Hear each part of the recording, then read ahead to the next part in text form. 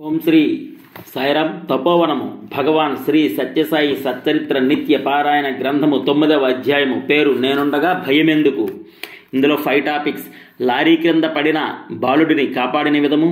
Number 2, భర్త కన్నా దగ్గర భగవంతుడే. నెంబర్ 3, మాతృదేవత కన్నా మరింత సన్నిహితుడు భగవంతుడే. నెంబర్ 4, ఆత్మహత్య చేసుకునే వ్యక్తిని రక్షించడం. నెంబర్ 5, ఆ కరుణకు ఎల్లలు లేవు. చూద్దాం.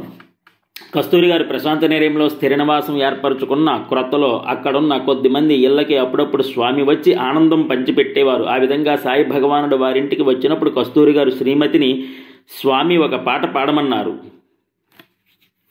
ఆమె స్వామిపై తాను అల్లుకున్న ఒక కన్నడ గీతం గానం చేసింది.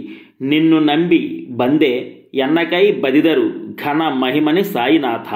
ఓ సాయి తండ్రి, పరిపూర్ణమైన విశ్వాసంతో నిన్ను నమ్మి నీ దగ్గరికి వచ్చాను, నా చేయి విడిచిపెట్టకు అని ఆ పాట భావం. అందుకు సమాధానంగా స్వామి ఆమె మాతృభాష అయిన తమిళంలో ఒక పాట పాడారు. విరంబం మున్నే తరువారే వేండం మున్నే తరువారే సాయిబాబా భయమెందుకు. అంటే మీరు కోరకముందే సాయిబాబా వరాలు ప్రసాదిస్తున్నాడు, మీరు ప్రార్థించడానికి ముందే మీ రక్షణకి ఆయన పరుగున వస్తున్నాడు అని ఆ పాట భావం. భక్తురాలు అడిగిన మాటకు భగవంతుడిచ్చిన సమాధానం ఎంతో అద్భుతంగా ఉన్నదో కదా. ఈ సమాధానం ఆమె కోసం మాత్రమే కాదు, ప్రపంచంలో ఆర్తులందరికీ వర్తిస్తుంది. అంతేకాదు, విశ్వంలో జీవకోటి అంతటికీ వర్తిస్తుంది. టాపిక్: లారీ కింద పడిన బాలుడిని కాపాడిన విధము. 1955లో జరిగిన సంఘటన ఇది. ప్రశాంత నిలయంలో మందిరం చుట్టూ భక్తుల నివాస భవనాలు తయారవుతున్నాయి. 11 సంవత్సరాల బాలుడు ఒకడు అక్కడ నిర్మాణ కార్యక్రమంలో చురుకుగా సేవ చేస్తున్నాడు. అప్పుడే ఇటుకరాలు లారీ వచ్చింది అక్కడికి. ఆ బాలుడు ఇటుకలనన్నిటినీ క్రిందకు దింపడంలో బాగా సహాయం చేశాడు. లారీ అంతా ఖాళీ చేసి దిగి వచ్చి ఆ లారీ వెనక నిలబడి తన శరీరానికి బట్టలకు అంటుకున్న దుమ్ము దులుపుకుంటున్నాడు. ఆ హడావిడిలో డ్రైవర్ ఆ లారీ ఇంజిన్ స్టార్ట్ చేసిన విషయం కానీ, అది వెనక్కి వస్తున్న విషయం కానీ ఆ బాలుడు గమనించలేదు. ఆ డ్రైవరు లారీ వెనుక ఆ కుర్రవాడున్న విషయం గమనించకుండానే లారీని వేగంగా వెనక్కి నడిపాడు. ఆ బాలుడు ఒక్కసారిగా చూసేసరికి ఆ లారీ మృత్యువులాగా పెద్ద శబ్దంతో తనను నెడుతుండగా అతడు భయంతో అచేతనుడై కాళ్ళు తడబడగా అక్కడే పడిపోయాడు. ఘోరమైన సంఘటన జరిగింది. కర్కశమైన ఆ పెద్ద లారీ టైరు అతని సుకుమారమైన కాలు మీదుగా వెళ్ళింది. ఆ సమయంలో అతడు చేసిందల్లా పెద్దగా అరుస్తూ స్వామి అని పిలవటం ఒకటే. వెంటనే అతడు అక్కడే కళ్ళు తిరిగి స్పృహ తప్పి పడిపోయాడు. ఆ చుట్టుప్రక్కల ఉన్నవారు అతని అరుపు విని గబగబా వచ్చి లారీ క్రింద నుంచి అతన్ని బయటికి తీసి టైరు నొక్కేసిన అతని కాలికి టవల్ చుట్టారు. తర్వాత ఏం చేయాలో తోచక ఆందోళనతో వాళ్ళు తల ఎత్తి స్వామి మందిరం వైపు చూశారు. ఆశ్చర్యం! అప్పుడు భగవాన్ బాబాయ్ మేడపై బాల్కనీలో నిలబడి ఇటే చూస్తున్నారు. జరిగిన విషయం వివరించేలోపు స్వామి వారితో అతన్ని మందిరానికి ఆనుకొని ఉన్న వైద్యశాలకు తీసుకుని వెళ్ళమన్నారు. స్వామి ఆజ్ఞ ప్రకారం చేసిన తర్వాత ఆ బాలుని అన్నయ్య స్వామి దగ్గరికి పరిగెత్తుకొని వచ్చి, స్వామి, తమ్ముడికి కాలంతా పూర్తిగా పోయింది అని ఎడవసాగాడు. స్వామి అతన్ని ఓదారుస్తూ, బాధపడకు, కాలుకు ఏమీ కాలేదు అంటూ తన అంగీ చేతి దగ్గర పైకి లాగి అరచేయి చూపించారు. స్వామి చేతులపై లారీ టైరు గుర్తుపడి ఉంది. స్వామి తన అరచేతిని అడ్డుపెట్టి లారీ బరువును కాలు మీద పడకుండా కాపాడారని చెప్పారు. కాలి ఎముక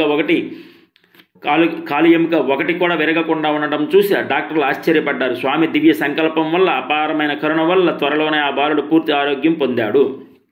సెకండ్ టాపిక్: భర్త కన్నా దగ్గర భగవంతుడే. కుమార్ అనే విద్యార్థి పుటపర్తిలో శ్రీ సత్యసాయి కళాశాలలో చదువుతున్నాడు. అతని తల్లిదండ్రులకు స్వామి ప్రశాంత నిలయంలో తమ మందిరంకి దగ్గరలో తూర్పు భవనంలో క్రింద అంతస్తులో మొదటి వాటా ఇచ్చారు. ఒకరోజు సాయంత్రం సమయంలో మందిరంలో భజనలో కుమార్ సాయి పితా ఔర్ మాతా సాయి అనే పాట పాడుతున్నాడు. ఆ సమయంలో స్వామి సరిగ్గా అతని సమక్షంలో సింహాసనంపై కూర్చుని పాటకు అనుగుణంగా శిరస్సు పంకిస్తూ ఉన్నారు. ఆ సమయంలో బాబా కళ్ళలో ఎంతో కరుణ పొంగి పొరలుతోంది. కుమార్ పాడుతున్న పాట మొదటి చరణం పూర్తి అయిందో లేదో వెంటనే స్వామి సింహాసనం నుండి లేచి బయటకు వెళ్లారు. తన పాట భగవానునికి నచ్చలేదేమో అని కుమారునికి ఘోరంత సందేహం కలిగిన మాట వాస్తవమే. స్వామి భజన హాలు నుంచి బయటకు వచ్చి ఇసుక ప్రదేశం దాటి కుమార్ తల్లిదండ్రుల నుండే తూర్పు ప్రశాంతిలోని మొదటి వాటా లోపలికి వచ్చారు. దర్శనం చోట కూర్చొని ఉన్న భక్తులు, ఆ చిన్న గోడకు అవతల నిలబడి ఉన్న భక్తులు ఆ దృశ్యం చూసి ఆశ్చర్యపోయారు. కారణం, స్వామి ఎప్పుడూ ఆ మందిరం ఆవరణం దాటి ఇలా బయటకు నడిచి రావడం కొన్ని సంవత్సరాల క్రితం తప్ప ఈ మధ్యకాలంలో అలా ఎవరూ చూడలేదు. ఆ ఇంట్లో కుమార్ తల్లి హార్ట్అటాక్ వచ్చిన కారణంగా అవస్థ పడుతున్నది. స్వామి గబగబా లోపలికి వెళ్ళి ఆమెకు గ్లాసుతో మంచినీరిచ్చి విభూతి సృష్టించి ఇచ్చి ఆమెకు ధైర్యం చెప్పి వచ్చి భజన హాలులో సింహాసనంపై కూర్చున్నారు. సరిగ్గా అప్పటికే ఆ పాట పూర్తిగా వస్తున్నది. భజన అయిన తర్వాత స్వామి కుమార్తో నేను ఎందుకు బయటకు వెళ్ళానో తెలుసా? నీ తల్లి మృత్యుముఖంలో ఉంటే రక్షించడానికి నీవే తల్లివి, నీవే తండ్రివి అని పాడుతుంటే నీ తల్లి ప్రమాద స్థితిలో ఉంటే నేను ఇక్కడ ఎలా స్థిమితంగా కూర్చోగలను? అందుకని నేను నీ ఇంటికి వెళ్ళి నీ తల్లిని రక్షించి వచ్చాను అన్నారు. ఆమె భర్త అక్కడే భక్తుల వరుసలో కూర్చునమన్నారు. కుమారుడు అక్కడే స్వామి మందిరంలో ఉన్నాడు. అయినా ఆ తల్లిని భగవంతుడు ఒక్కడే కాపాడగలిగాడు. అందువల్ల భర్త కన్నా కుమారుని కన్నా ఆత్మీయుడు భగవంతుడు ఒక్కడేనని తెలుస్తున్నది. నెంబర్ 3, మాతృదేవత కన్నా మరింత సన్నిహితుడు భగవంతుడే. ఒకసారి మద్రాసులో కళ్యాణ మండపంలో స్వామి ఉపన్యాసం ఏర్పాటైంది. వేల మంది స్వామి సందర్శనం కోసం, సుమధుర భాషణం కోసం ఎదురు చూస్తున్నారు. భగవాన్ బాబా రాగానే ఆ ప్రాంతమంతా ఆనందంతో నిండిపోయింది. స్వామి దివ్య మంగళ రూపం అందరికీ ఆనందం కలిగించింది. దర్శనం అనంతరం స్వామి తెలుగులో ప్రసంగించడం ప్రారంభించారు. ఆ ఉపన్యాసాన్ని చిత్తూరు నాగయ్య గారు ప్రక్కన నిలబడి తమిళంలో అనువాదం చేస్తున్నారు. సభ అంతా ప్రశాంతంగా నిశ్శబ్దంగా ఉంది. తమ అత్యంత ప్రియమైన భగవానుని దివ్యవాణి వీణులారా గ్రోలుతూ అందరూ మైమరిచి ఉన్నారు. ఆ సమయంలో ఒక్కసారిగా ఒక తల్లి ఒడిలో ఉన్న సంవత్సరం వయసున్న చిన్న బాబు కివ్వని ఏడవటం మొదలుపెట్టాడు. అందరూ ఒక్కసారిగా ఏమిటా కారణమని అటువైపు చూశారు. స్వామి కూడా కొన్ని క్షణాలు ఆగిపోయారు. స్వామి ఆ చిన్న బాలుని ఆశీర్వదిస్తున్నట్టుగా అభయహస్తం చూపించి వెంటనే గుప్పిట మూసివేశారు. అంతే, ఆ పసివాని ఏడుపు వెంటనే ఆగిపోయింది. ఆ బాలుడు అకస్మాత్తుగా అలా ఏడుపు మానిన కారణం ఎవరికీ అంతుపట్టలేదు. అప్పుడు స్వామి మూసి ఉంచిన తన గుప్పిట తెరచి ప్రక్కన నిలబడిన చిత్తూరు నాగయ్య గారికి చూపిస్తూ ఆ బాబు గొంతులో పావలా బిల్ల ఇరుక్కుపోయింది, తీసేశాను అన్నారు. నాగయ్య గారు ఆశ్చర్యానందంతో మైకులో ఈ విషయం చెప్పేసరికి అందరూ ఆనందంతో కరతాళ ధ్వనులు చేశారు. తన బిడ్డ ఒడిలో ఉన్నప్పటికీ అతని సంగతి దగ్గరున్న తల్లికే తెలియదు. దీనిని బట్టి తల్లి కంటే కూడా భగవంతుడే ఎంతో సన్నిహితుడని మనకు అర్థమవుతుంది. నెంబర్ 4 టాపిక్, ఆత్మహత్య చేసుకునే వ్యక్తిని రక్షించటం. చూద్దాం ఆ స్టోరీ. కలకత్తాలో ఒక యువకుడు ఒక కంపెనీలో అకౌంటెంట్గా పనిచేస్తున్నాడు. అతని తల్లి స్వామి భక్తురాలు. అతనికి స్వామి మీద నమ్మకం లేదు. ఒకసారి ఆ కంపెనీలో అతడు కొంత ధనం దుర్వినియోగం చేశాడని అతనిపై అభియోగం వచ్చింది. ఆ నింద భరించలేక అతడు ఆత్మహత్య చేసుకుందాం అనుకున్నాడు. అతని తల్లి భగవాన్ బాబాకు ఒక లేఖలో మా అబ్బాయి పర్తికి తీసుకుని రావచ్చా అని స్వామిని అడుగుతూ వ్రాసింది. ఆ లేఖ బాబాకు ఎలా పోస్ట్ చేయాలో తెలియక ఆమె ఉత్తరాన్ని తన ఇంట్లో పూజా మందిరంలో స్వామి ఫోటో వెనుక పెట్టింది. ఆ యువకుడు ఆత్మహత్య చేసుకునడానికే గంగానది వంతెన మీదకు వెళ్ళాడు. అక్కడ నుంచి క్రిందకు గంగానదిలో దూకితే చాలా తేలికగా ప్రాణం తీసుకోవచ్చని అతని అభిప్రాయం. సరిగ్గా ఆ ప్రయత్నంలో ఉన్న సమయంలో అతనికి పుటపర్తికి రా అని పిలుపు వినబడసాగింది. అతనికి ఆశ్చర్యంగా అనిపిస్తూ పుటపర్తి అని ఒకటే వినిపిస్తున్నది. ఇక అతను ఆత్మహత్య ప్రయత్నం విరమించి స్టేషన్కి వచ్చి బెంగళూరు టికెట్ తీసుకుని రైలులో కూర్చున్నాడు. ఆ రైలు వేగంగా వెళుతున్నప్పుడు ఆ శబ్దం వేగంగాను, రైలు నిదానంగాను వెళుతున్నప్పుడు ఆ శబ్దం నిదానంగాను వినిపించసాగింది. అతడు బెంగళూరు చేరగానే అక్కడ నుండి పెనుగొండకు టికెట్ కొందామని బుకింగ్ కౌంటర్ దగ్గరికి వెళ్ళాడు. ఎవరైనా పెనుగొండకి టికెట్ అడిగితే వారు సత్యసాయిబాబా వారి దర్శనం కోసమని రైల్వే అధికారులకు తెలుసు. అందువల్ల ఆ అధికారి వ్యక్తిని అడిగాడు, మీరు సత్యసాయిబాబా వారిని చూడడానికి వెళుతున్నారా అని. అవునని చెప్పాడు. ఆ అధికారి బాబావారు ఇక్కడే వైట్ ఫీల్డ్లో ఉన్నారని చెప్పాడు. ఆ యువకుడు ఆలోచిస్తుండగా మరలా పుటపర్తి అంటూ చెవిలో మారుమ్రోగటం ఆరంభమైంది. అందువల్ల అతడు పెనుగొండకే టికెట్ ఇవ్వమని అడిగాడు. ఆ రోజుల్లో పెనుగొండ చేరి పుటపర్తికి కొన్ని మైలు నడవలసి వచ్చేది. అలా నడిచి వెళ్ళినప్పుడు కూడా నడక వేగానికి అనుగుణంగా పుటపర్తి అనే మాటలు వినిపిస్తూనే ఉన్నాయి. అప్పుడు పుటపర్తికి రాత్రి 8 గంటలకు చేరాడు.